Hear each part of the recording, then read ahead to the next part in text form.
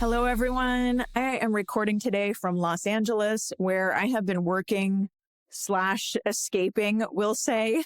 Escaping because I mentioned in the last episode, I'm in the middle of this big kitchen remodel project, and my house is a total construction zone.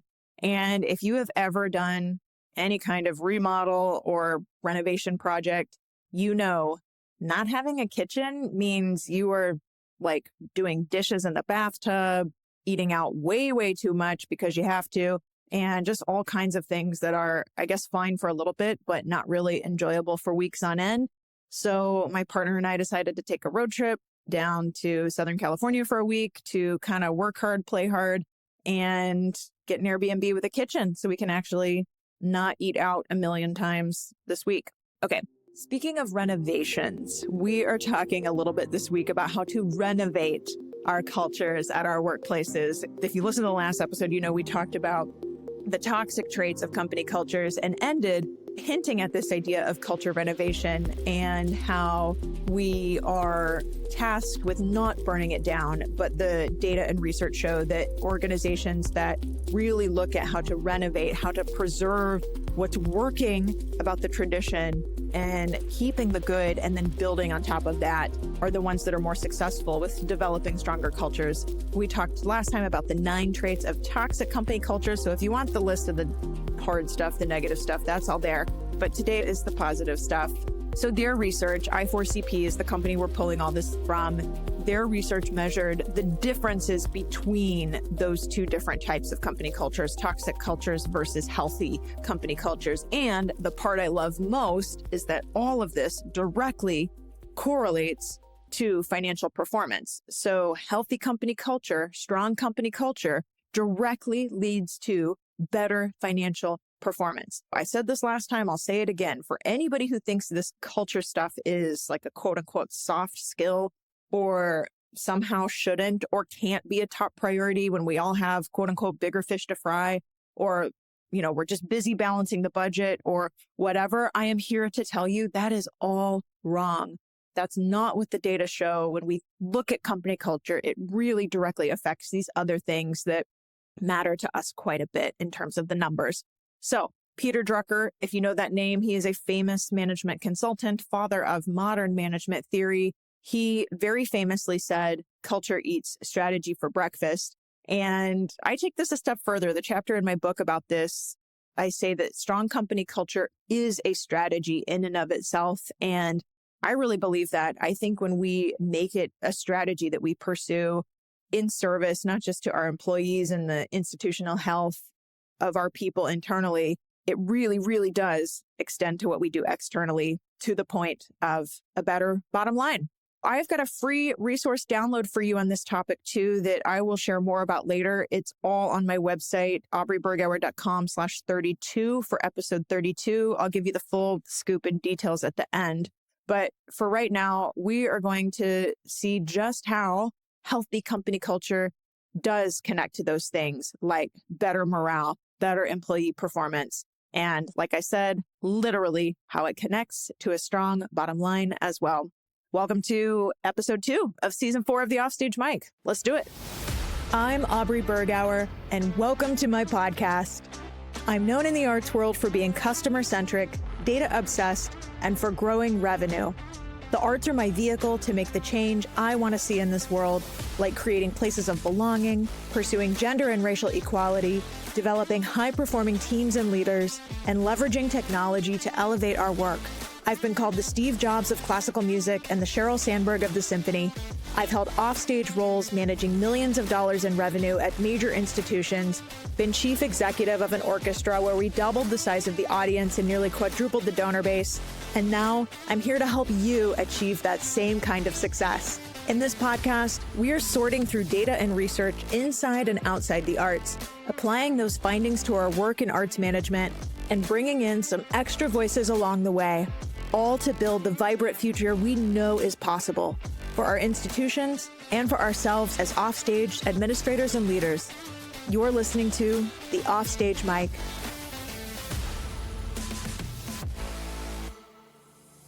Hi everyone, Aubrey Bergauer here. Before we dive into today's episode, I want to tell you about Annual Fund Toolkit. If you're a nonprofit looking to revolutionize your fundraising strategies, you need to know about Annual Fund Toolkit. They're not just another consulting firm. They're specialists in transforming annual funds through data-driven donor engagement. What sets Annual Fund Toolkit apart is their laser focus on two critical challenges: improving donor retention and growing the major gifts pipeline. You can see why I like them, right? They combine fundraising expertise, data analysis, and strategic planning to help nonprofits like yours reach your goals. I'm particularly excited about their work in the arts sector. They have helped organizations like Austin Chamber Music Center and Castle of Our Skins unlock their fundraising potential. And get this, you get one dedicated strategist to help with all aspects of running your fundraising shop, from data to major gift coaching. It's like having an entire fundraising department that intimately understands you and the arts. Annual Fund Toolkit provides a clear roadmap to donor loyalty, automated dashboards to track your progress, and a catalog of proven playbooks. I know their founder, Luis Diaz, personally, and I think he is hands down one of the most brilliant minds in fundraising I've ever met. Whereas many arts groups are stuck with old models that aren't working anymore, the organizations that utilize Luis's advice and assistance are coming out ahead. If you are ready to take your fundraising to the next level, visit annualfundtoolkit.com. That's www.annualfundtoolkit.com. Trust me, your donors and your mission will thank you. Now, let's dive into today's episode. All right, so last episode, as I mentioned, we talked about the traits of toxic cultures, and that research, along with what we're looking at today on healthy company culture, comes from I4CP, the Institute for Corporate Productivity. I4CP is the leading authority on next practices in human capital, and they do a lot of research on the workplace and what's working to drive productivity and attract the best talent. All things we want: more productivity, best talent. And so much of their work comes down to this exact topic: strong company culture. And what they find time and time again is that strong cultures are what's driving productivity, are what's driving attracting the best talent, and ultimately improving financial performance. So this is all just so good. It's in their data time and again, as I said. And I shared some of this in the last episode, but I first came across their work a few years ago and then interviewed their CEO, Kevin Oakes, here on this podcast, included some of his work as I was researching and writing my book. And this research that we're covering, though, just to be clear, last episode and this episode, this is new, or at least newer to me. I found it more recently, I should say. So none of this is in the book. This is all brand new right here, right now. And let's just first talk about what is a high performance organization. So I defined this a little bit in the last episode, but to break it down just a little bit more, I4CP defines high performance organizations based on their reported multi-year revenue growth, profitability, market share, and customer satisfaction. So I keep saying financial performance. Yes, that's a huge piece of a high performance organization, particularly in a capitalist place like the United States. So let's be clear on that. But it's not just that. It is multi-year revenue growth, profitability, yes, but also customer satisfaction. And I think it's really smart that they put that in there, because you can have revenue growth and do that at the expense of customer satisfaction. So they kept that piece in the rubric in terms of how were they qualifying what makes a high performance company. And these are all things arts organization want too, right? We basically want to make more money and serve more people. And if we do those things, we're funding our mission and having a broader impact on more people in our community. So these are good things for us. So here are some stats they found before we get into the specific list of healthy traits.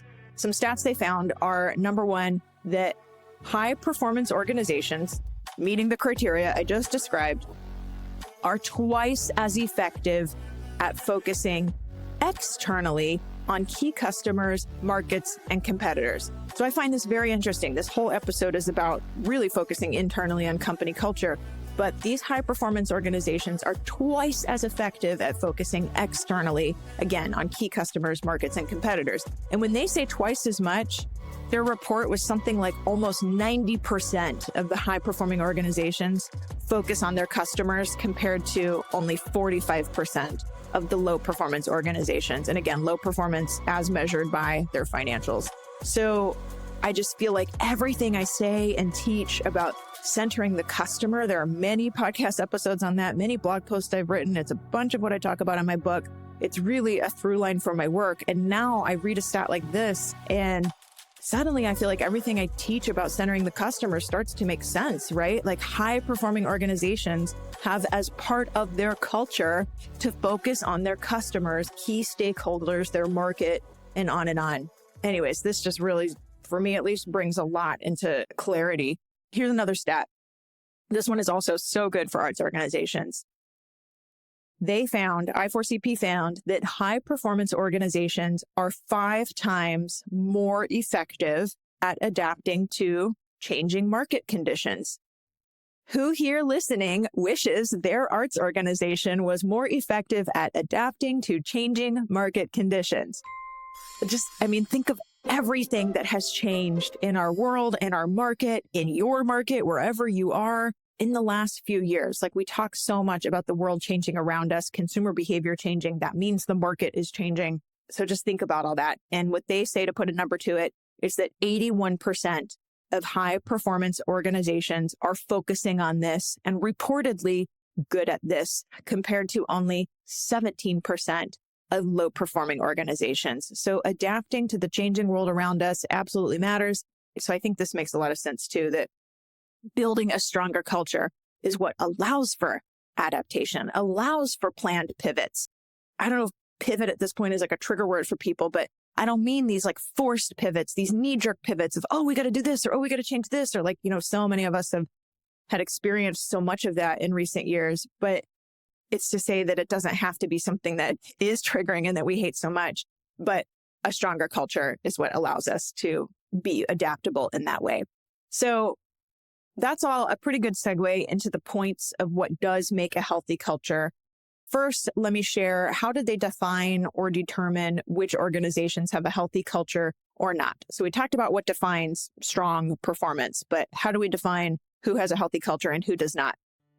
They say, quote, "It is one in which employees rated their current organization's culture as very healthy and commonly described its top traits as employee-focused, inclusive, of high quality, learning, innovative, and collaborative." So in other words, healthy cultures were ones where the employees said so, and the employees used some common specific descriptors, not just because a quote unquote leader or figurehead or whoever filled out the survey said they were healthy. So I think that's important to note. These companies are identified not just as having strong financial performance, but by their own as being more healthy internally. Okay. The top underlying finding is this. This is straight from the report. They say, quote, "Companies with healthy cultures simply have a different attitude about change." I swear I didn't make this up, changing the narrative all the way here, but I didn't make it up. Quote, "Those in low-performing organizations perceive changes as overwhelming, wearing them down, or as a threat." This is just another one where the data just really brings into focus, into clarity, or makes some of my work make more sense. Because seeing change as a threat is, in my experience, what happens a lot at organizations who are resistant to change. I would say overwhelm is number 2. That was in their quote there as well. But, and this is just my observation. It's not the research saying that, just my take I'm adding here. But people feeling threatened by change, they feel like there's something to lose. That's really holding our organizations back. And it's holding us back because many arts organizations are losing something already right now, losing audiences, losing donors, losing trust, losing relevance. This stuff's hard right now. And that goes right back to changing market conditions, not being adaptable, all these things. But I can talk about all day about ticket sales and how to increase donations and grow audiences and all that all day long. And I often do. But to think that these challenges get addressed better when we have healthier cultures underscores a different mindset all around change. And that fills me up, you guys. So, all right, 2 more quotes for you, and then we're going to get into the actual list of top healthy traits. So this report says, quote, conversely, those in high performance organizations are more likely to view change as expected and, more importantly, as an opportunity. And that is key. Change is inevitable. We know that. Change is not going to stop. The only thing that's not going to change is that change is inevitable, right? And they're saying that the high performance organizations see change as presenting an opportunity. So here I am, like I said, getting filled up all over again over here. I hope that does something for you too. But last quote, the research report says, quote, this view or mindset on accepting and embracing change, this is a cultural advantage. Their words, not mine. This is a cultural advantage that plays out every day. And the fittest cultures are the front runners in almost any market. How does that sound? A cultural advantage for cultural organizations. Yeah, can't get enough. Can't get enough. Okay. So we're going to do the same kind of exercise or game as we did last episode. And that is, before I share the results of these top qualities, top healthy traits of high performance organizations, what's your guess? What do you think will be at the top of the list, or at least on the list, for these high performing healthy culture organizations? All right. If you have something in your brain, that's good. If not, hit pause for a second. I really encourage you to think, like, what would be a healthy trait you hope to see on this list of high-performing organizations? Okay, so let's do it. Working backwards, this list is 6. The last episode had 9 traits of toxic cultures. This list, they did the top 6 traits of healthy cultures that they found really permeating the results. Okay, number 6. 6 and 5 are tied, by the way, but okay. Number 6, collaborative. Healthy cultures, strong company cultures are collaborative. And this showed in the data 4 times more than in non-healthy or the low-performing organizations. Okay, number 5, healthy trait of healthy company cultures, strong company cultures is innovative. This is a word we say all the time in so many industries, not just ours, but including ours in arts and culture. Organizations that are innovative, that have employees self-describe as innovative, as being part of their culture, they outperform. And that word showed up, like I said, 5 and 6 are tied. So 4 times more frequently, this was mentioned by the employees at healthy, fit, strong performance cultures, companies than the non-healthy counterparts. Keeping going here, number 4, learning. Having a culture of learning is number 4 on the list. It was mentioned 5 times more frequently than the unfit culture survey respondents. Having a culture of learning. I love that so much. Another way to say this is growth mindset, right? When we have it as part of our MO internally, that we are here to learn. Oh man, no wonder why, like, that allows us to do all those things, adapt, innovate. Number 3, oh, this is so good for arts organizations. Okay. Number 3, quality centered.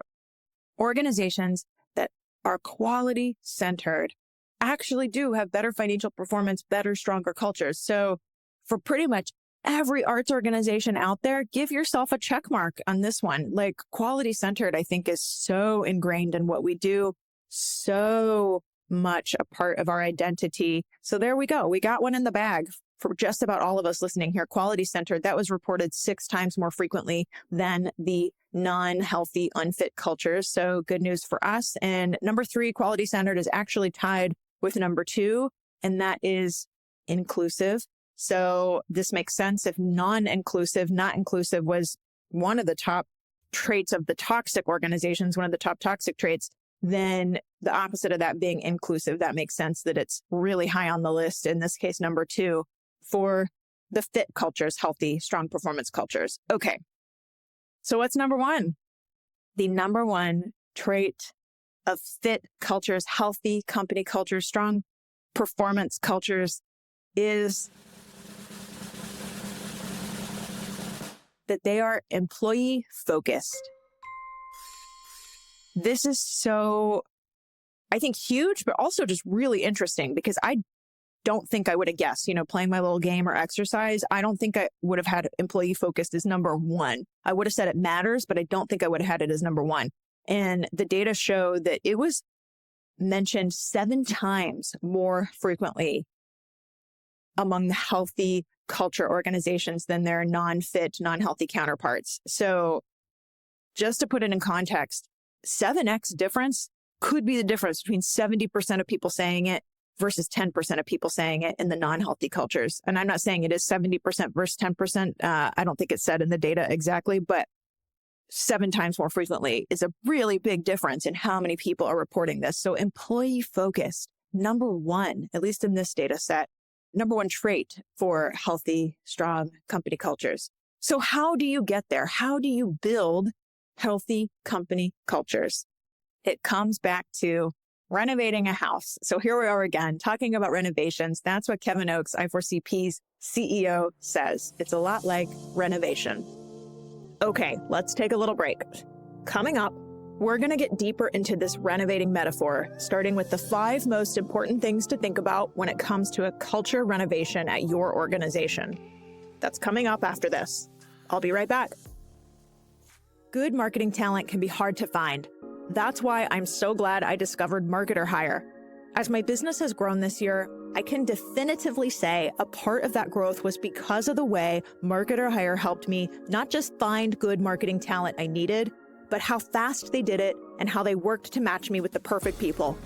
First, I reached out about an email copywriting project and email platform migration we were going through, and Marketer Hire matched me with Jamie within a week. A few months later, we needed technical support on getting our Google Analytics ready for GA4, and they had us connected to Alec within days. Both Jamie and Alec needed 0 training, were incredible to work with and experts in their respective areas. And most important, they completely delivered what I needed on time, on budget, and got the results I needed. What I like about Marketer Hire is that you can engage someone for as long or short as you want. I hired Jamie for a 3-month project, for example. On the intake call, they really listened to what I said I needed. I even said on the email copywriting project in particular that I needed someone with an interest in the performing arts. And then when they matched me with Jamie, it turned out she had a theater background and is still a member of her local thespian troupe to this day. Both Jamie and Alec were matched with my business so quickly and were able to move my projects forward so much quicker than if I had led a traditional hiring process or search. The whole process was really easy from start to finish, and they never made me feel obligated to proceed if I didn't want to. Marketer Hire was even able to work with my small business budget. Arts organizations, imagine working with Fortune 500 level talent who ramps up to understand your organization fast and then delivers great work. Get a $1,500 credit toward your first hire when you go to try.marketerhire.com/offstagemike. Whether your arts organization needs email copywriting or Google Analytics setup like I did, or if you need paid ads, paid search, or even a fractional CMO, Marketer Hire will get you set up with top talent fast. One more time, that's try.marketerhire.com/offstagemike to get started and get your $1,500 credit.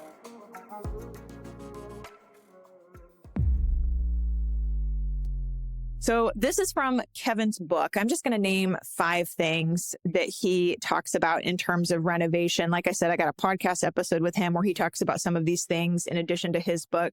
And then I've got a free resource for you at the end, as I said at the top. So the first thing to think about when approaching a culture renovation is mindset. And I mentioned mindset earlier, and this goes hand in hand with the culture of learning. So as Kevin Oakes says it, the learn-it-all will do better than the know-it-all. That's just how it works. That's just what the research shows. The learn-it-all will do better than the know-it-all. And I got to say, I've met a lot of know-it-alls in arts and culture. They exist in every sector, I'm told, but I've definitely met them in our sector. And I've also met a lot of learn-it-alls. And I don't know, anecdotally, I believe it. The learn-it-all will do better than the know-it-all. And that's what Kevin Oakes says is important for this idea of renovating the culture. The next thing he says is to take small but effective actions. Okay, this matches completely the research on change management. I did a whole podcast episode on this. I got a whole blog post on this. Small actions add up. It's not about the big sweeping change, the big sweeping solution, the total Hail Mary, home run, whatever sports analogy you want to use, small. So here's an example. Microsoft. Microsoft actually went, massive company, of course, but underwent also a pretty massive culture change. And they worked with I4CP on doing this culture change, or culture renovation, maybe I should say. And so what they started doing, many things, but just one example here of a small but effective action. Microsoft started printing posters that they hung in every meeting room across their campus. And the poster said just this: is this a fixed mindset meeting or a growth mindset meeting? That's it. They just hung that poster in every single meeting room across campus. That goes right back to the first point about learn it all will do better than the know it all. Is this a fixed mindset meeting or a growth mindset meeting? And we could so do this step too at our organizations, whether it's printing posters or just saying it out loud. Is this a fixed mindset meeting or a growth mindset meeting? And that little step was definitely in the category of small but effective actions that really started making a difference. Okay, number 3 here of things that are necessary for a culture renovation. Number 3, transparency.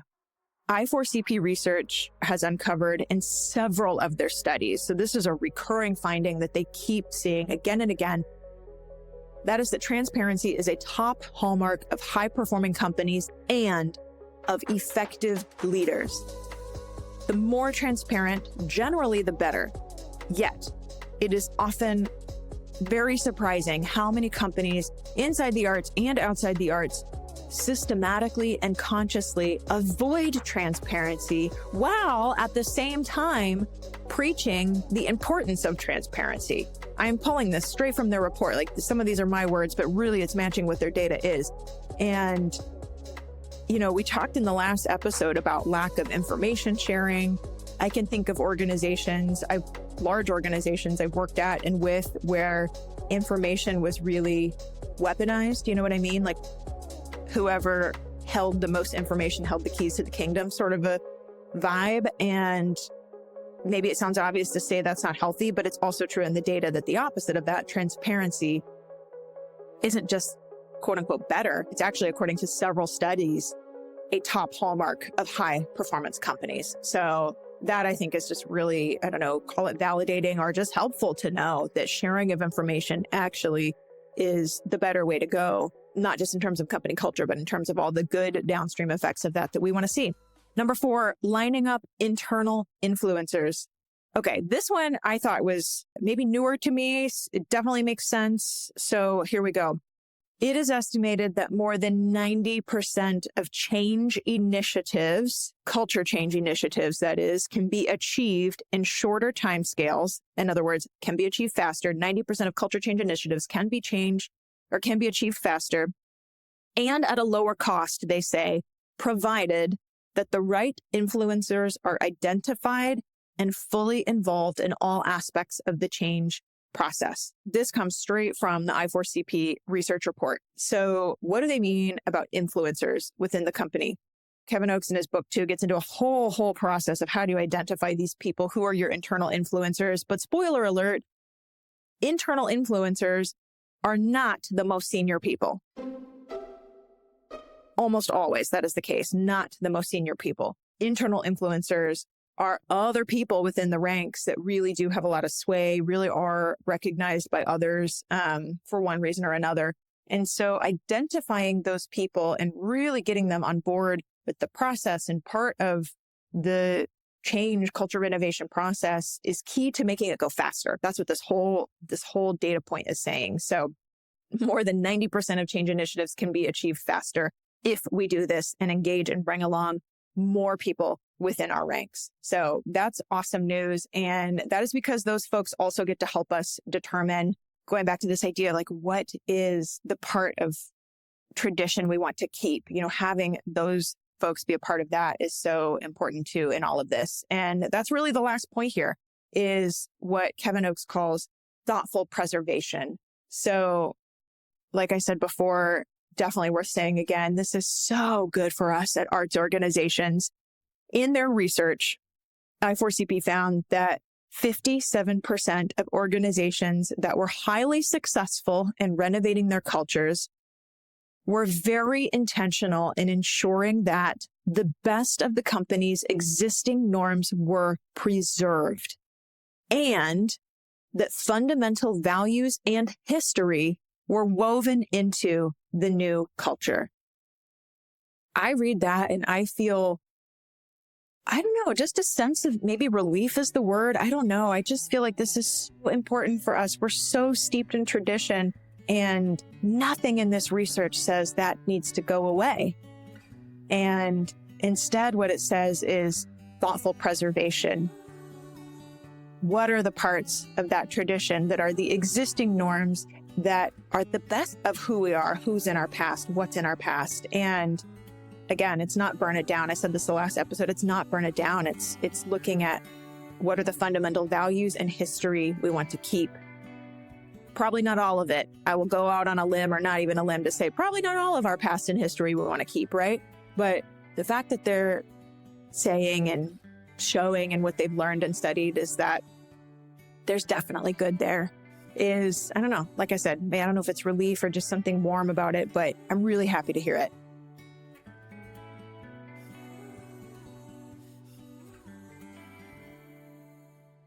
That's kind of where we'll wrap up for today. Through their research, IA4CP identified 18 different steps. I just listed a few of them here. A culture blueprint is what Kevin Oakes calls it in his book. We're going to link to it in the show notes. But again, the analogy is that it's like a house. You rarely tear down the whole thing. You preserve the good, improve, build, or even replace what you need to. And I just want to leave you with one more stat as we wrap up. And this is, I was going to say sobering, so we'll say sobering. The stat is that I4CP found that only 15% of companies that embark on culture change are successful. And I don't share that to end on a downer. I share that to say it's hard. It's hard work. It's time consuming. And if culture change were easy, if developing a healthy culture was easy, everybody would be doing it, right? Every arts organization would be prioritizing their company culture. And this is why I see it so much. This is why people want to leave their organization, or they say it's toxic and they want to escape and go to another organization. And then when they do, it's like the merry-go-round of all this stuff over again. Same issues, or, shade of the same issues, right? Some other shade of the same issues. It's because healthy company culture does not happen on its own. That's the point. It doesn't happen on its own. It is work that's worth it. And that just goes right back to all the stats at the top about how a strong company culture directly affects financial performance. Arts organizations desperately need stronger financial performance. We need stronger cultures as well. The two go hand in hand. We absolutely need places of work that are inclusive, that are quality centered, that are fostering a learning environment, that are innovative, that are collaborative, and that are employee focused. That was our list today. And wow, would our industry be so different if we had those traits exemplified and exhibited as consistently as we have focused on being quality centered, if we had all 6 of those equally as part of our focus. But the better financial performance piece, that's what I keep coming back to, just because it's so clear that this stuff isn't fluffy. It's research backed, and that means it can and has been done by many. And that's the last bit of good news I want to leave us with today. Research backed means the sample size was significant. It means it can and has been done by other folks. And that means we can definitely do it at our organizations too. Hey, Offstagers, I hope this episode gives you lots to think about in terms of setting and contributing to healthier company culture at our arts organizations. I promised I had a free resource to give you on this. Remember, the number one healthy trait among the top performing organizations was that they are employee focused, right? So I put together a doc for you of 17 employee focused actions you can take. Several of these are so small, so easy, you could start doing them today, no matter your role or seniority or place in the org chart. Now, I want to be clear. These employee-focused actions are not going to change everything about company culture. There are entire books on this, including a full chapter in mine. But what they are ideas and tangible actions to become more employee-focused, based on what the research says actually drives employee satisfaction and therefore higher performance and better financial results. So get going towards improving company culture with 17 free actions you can take when you visit my website, www.aubreybergauer.com/32. That's 32 for episode 32, aubreybergauer.com/32. That's all for today, folks. Thanks so much for listening. If you like what you heard here, hit that button to follow and subscribe to this podcast. And if you've learned something or gotten value from this, please take 2 seconds to leave a quick one-tap rating or review in return. To all of you, one more time, thanks again. See you next time on the Offstage Mic. The Offstage Mic is produced by me, Aubrey Bergauer, and Aaron Allen. The show is edited by Novo Music, an audio production company of all women audio engineers and musicians. Our theme music is by Alex Grohl. Additional podcast support this season comes from Jeremy Cuevas, Kelly Stedman, other members of the Changing the Narrative team, and social media brand management by Classical Content. This is a production of Changing the Narrative.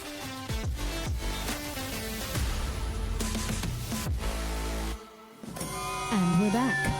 Today on Top Tunes, the music production... Is it just me, or does this sound terrible? Wait, I think I heard of someone who might be able to help us. There's this company called Novo Music. They provide across-the-board audio solutions, from recording repair to audio editing to original music and sound design and beyond. Well, what are we waiting for? Today on Top Tunes, the music... Now that's better. Novo Music, conducting your creative vision.